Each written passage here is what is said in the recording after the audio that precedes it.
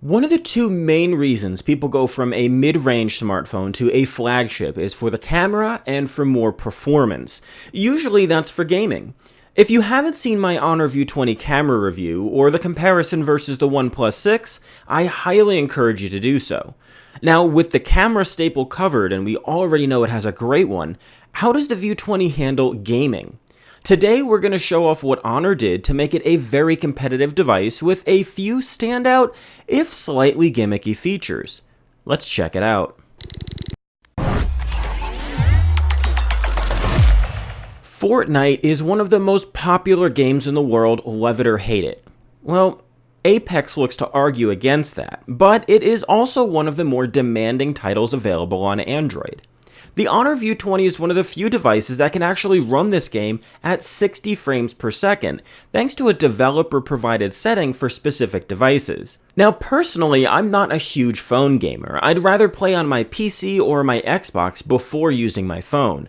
But having Fortnite playing in 60 frames per second is a pretty big enhancement to the base game, and when you pair it to a Bluetooth controller, it's really not far off from what you get out of other systems like the Nintendo Switch. Part of how the View 20 does this is thanks to the Kirin 980 SoC and its liquid cooling system that Honor claims lowers average temperatures by 5 degrees Celsius and disperses heat by 14%. The heat pipe runs along the side of the battery to help further reduce heat.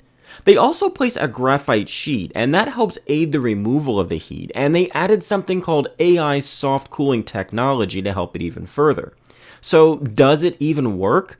Well, there's no clear way to tell because every single device behaves differently, but I do know that after a while of gaming on the View 20, it doesn't get uncomfortably hot. Honor also worked with the Wi-Fi antennas in the phone to decrease performance loss while gaming.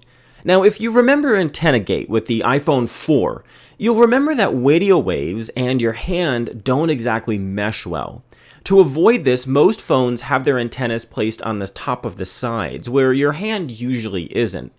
When you go into landscape mode, however, your hands cover these antennas, causing things like reduced speed, packet loss, or other general connectivity issues. Now, to avoid this, the Honor View 20 has a third antenna mounted right in the middle of the back, where it can freely operate without interference. It automatically engages so that way you can keep your gaming up without having any issues.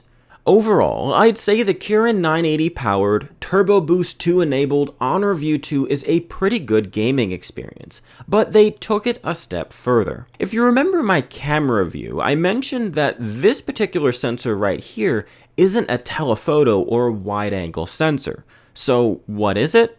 It's a time of flight sensor, something you'll probably be hearing a lot about in 2019. So what exactly is it?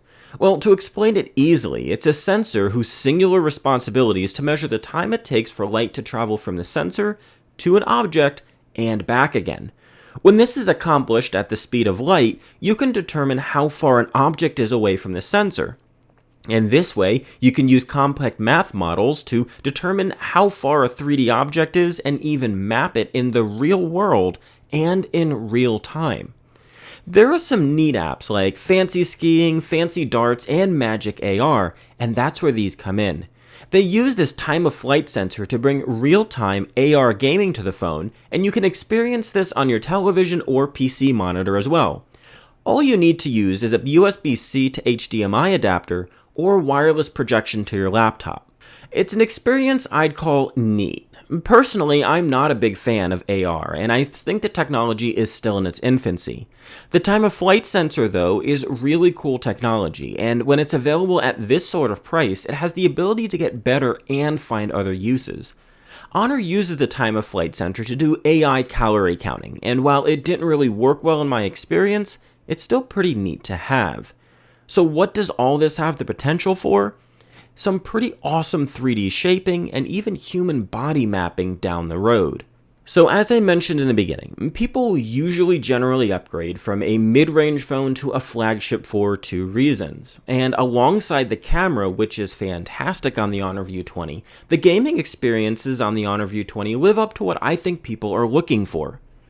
The hole punch display looks fantastically immersive in games and really works well without many issues. The Kirin 980 and all its AI and turbo technology keep the phone performant and running cool, and the time of flight sensor enables some really cool experiences.